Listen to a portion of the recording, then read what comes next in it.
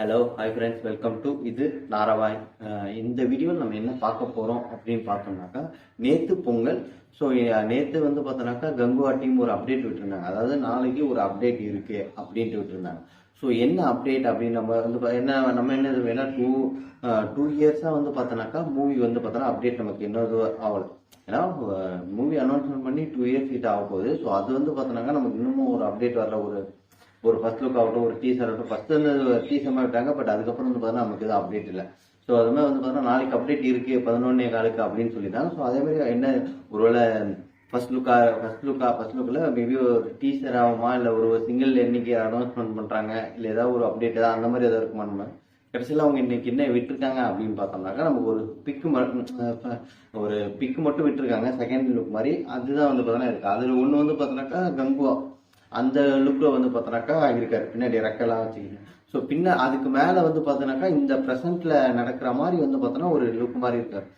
Beard வச்சுக்கிட்டு, so முடி வந்து பார்த்தோன்னா லாங்கர் வச்சுட்டு, இப்போ விக்ரம்ல அந்த கடைசி கிளைமேக்ஸ் வருவார்ல அந்த மாதிரி தாடி வச்சுட்டு இருக்காரு. ஒன்று வந்து பார்த்தோன்னா முடி வந்து பார்த்தோன்னா நல்லா தூக்கி சிவி இருக்க மாதிரி வச்சிருக்காரு. ஸோ அது வந்து பார்த்தோன்னா கொஞ்சம் எக்ஸ்பெக்டேஷன் ரொம்ப இதுவாக இருக்கு. என்ன ஒருவேளை இது வந்து பார்த்தோன்னா, ஆனால் படத்தோட ஷூட்டிங் வந்து பார்த்தோன்னா ஸ்டார்ட் பண்ணும் போதே என்ன சொல்லியிருந்தாங்க அப்படின்னாக்கா, இது வந்து பார்த்தோன்னா ஒரு ராஜா காலத்து கதை அப்படின்ற மாதிரி தான் சொல்லியிருந்தாங்க. ஸோ அதுக்கப்புறம் வந்து பார்த்தோன்னா ஷூட்டிங் ஸ்பாட்ல பார்க்கும்போது நமக்கு என்ன தோணுது அப்படின்னாக்கா, இது வந்து பார்த்தோன்னா ஒருவேளை மாவீரன் மூவி மாதிரி இருக்குமோ அப்படின்னு. மாவீரன்னா சிவகார்த்திகேயன் நடிச்ச மாவீரன்ல எஸ் ராஜமௌழி டைரக்ஷன்ல ராம் சரண், காஜல் அவர்கள் நடிச்சாங்க பார்த்தீங்கன்னா, அந்த மாதிரி வந்து பார்த்தோன்னா ஒரு மாவீரன். ஏன்னா அதுதான் வந்து பார்த்தோன்னா ஃபியூச்சர், ஐ மீன் ப்ரெசென்ட்ல நடக்கிறது, ப்ளஸ் வந்து பார்த்தோன்னா பாஸ்ட். அதில் வந்து பார்த்தோன்னா அந்த கதை ப்ளஸ் வந்து பார்த்தோன்னா மறுபடியும் ப்ரெசென்ட்ல நடக்குது.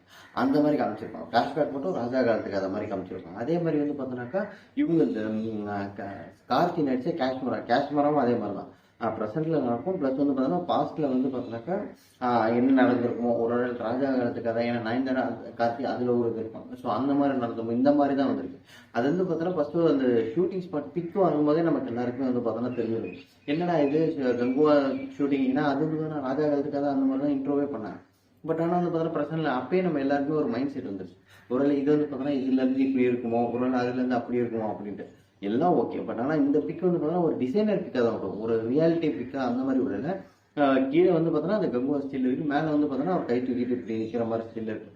ஸோ அது வந்து பார்த்தோன்னா டிசைனர் ஒர்க்காக தான் இருக்குது. பட் இது வந்து பார்த்தோன்னா ஃபேன்ஸுக்கு வந்து பார்த்தோன்னா கொஞ்சம் வந்து பார்த்தோன்னா டிசப்பாயின்மெண்ட்டாக இருக்குது.